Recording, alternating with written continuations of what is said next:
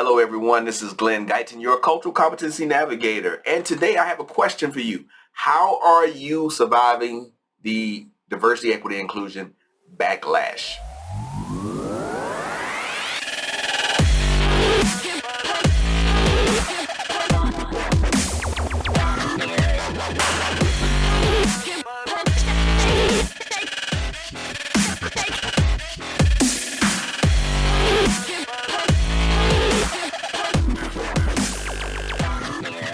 So welcome everyone. There's been a lot of news, a lot of talk in the news now with the recent Supreme Court decisions and the unwinding of a lot of protections related to racial identity, even some in regards to sexual orientation. So what do you do? What does that mean for you as a business owner, as an organization? What does any of this mean to you? Well, first of all, let me put some of these things in perspective.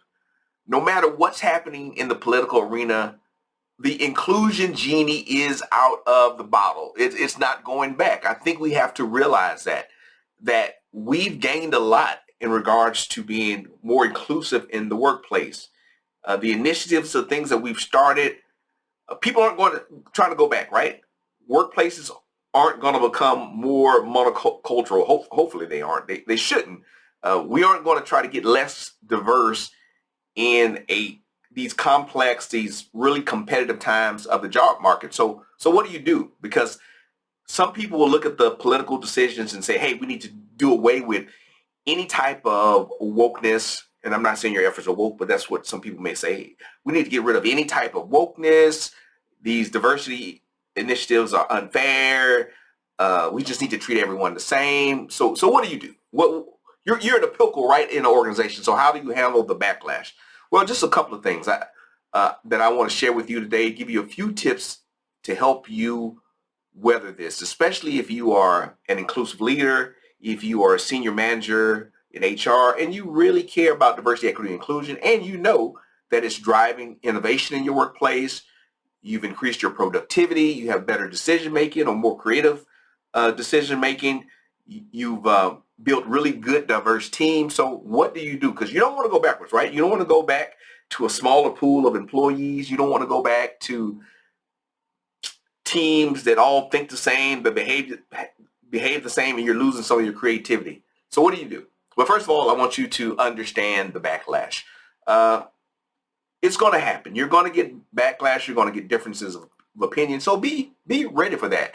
And you may even want to be a little bit empathetic. I know that's hard, right? But you might even want to be empathetic to some people who are afraid of change. And that's the monster that we're dealing with, right? People don't like change, no matter what it is. I'm sure when we switch from the horse and buggy to the car, some people are like, I'm never going to give up old Nelly. I love old Nelly. I want to ride my horse.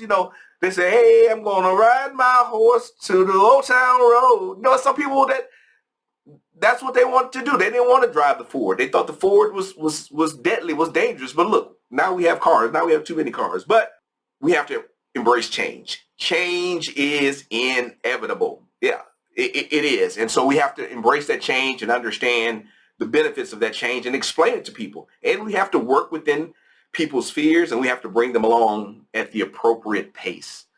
Next, we have to foster open dialogue. Talk. Hey, let's talk about these things. People are concerned.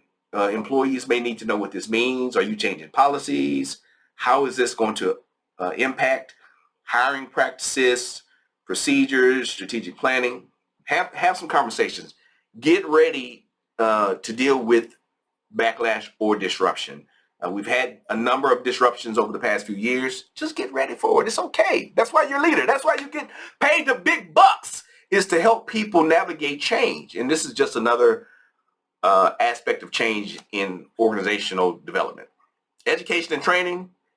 Hey, equip your people. Give them the tools they need. Help them to understand the benefits of diversity, equity, and inclusion. Help them unlearn biases and cultivate inclusive behavior. So you got to train people, leaders. You have to give people the tools they need to grow with the organization and go where you want them to go. And I have a number of tools available. Feel free, reach out, call me, check out my website. Tons of free stuff on there that will help you through this.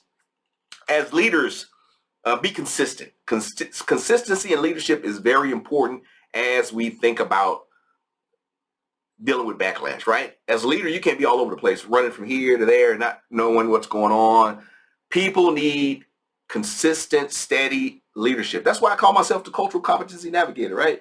You got to set your course. You got to know where you're going, orient yourself, map out your plan so that you head in the right direction. Next, build bridges, not walls. Okay. You're going to have some backlash. People are going to feel excluded. Some people that were included may now be feeling threatened. We don't want to create divisions and polarizations. We don't want to get into the political nature of some of these decisions. And hey, look, the Supreme Court rules one way this year, and 5 years from later, it can undo all of those things. Yes, it can happen. These rulings are very close. New presidents appoint new people, and all these decisions will flow based on who's in political power. But you have to be steady, right? You can't afford to alienate your people because of who's in office at the time.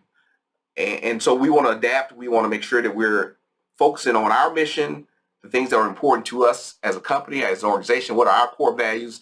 Not necessarily what Supreme Court justices are doing, okay? Just think about Plessy versus Ferguson. They said separate but equally is okay. And then you had Brown versus Topeka Board of Education. That undid Plessy versus Ferguson. Both of those were tried in the Supreme Court. One court decided discrimination is okay. Another court said discrimination is not okay.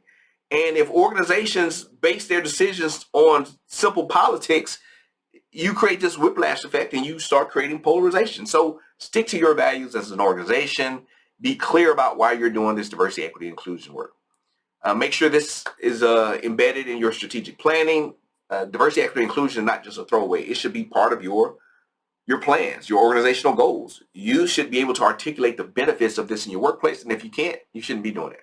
Yeah, I'm honest. You shouldn't be doing it. You shouldn't be doing anything that you can't articulate the value of in your company.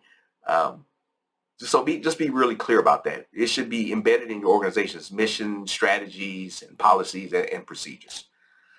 Next, let's support our impacted employees. Some people may be stressed out about this. Again, we want to communicate what's going on, help people understand how these outside forces are going to impact them internally. So are you going to stop some programs? Are you not going to be as inclusive? Are you going to change how you pick leaders and managers? Are you going to change some of your internal education processes? Hey, just lay these things out and support your impacted employees, your affected employees. Give them peace of mind. Get everybody peace of mind, and let them know what you stand for as an organization and what you will do next in response. So just understand that resisting diversity, equity, inclusion backlash is an ongoing process. It requires patience, resilience, and a commitment to fostering a culture of inclusivity.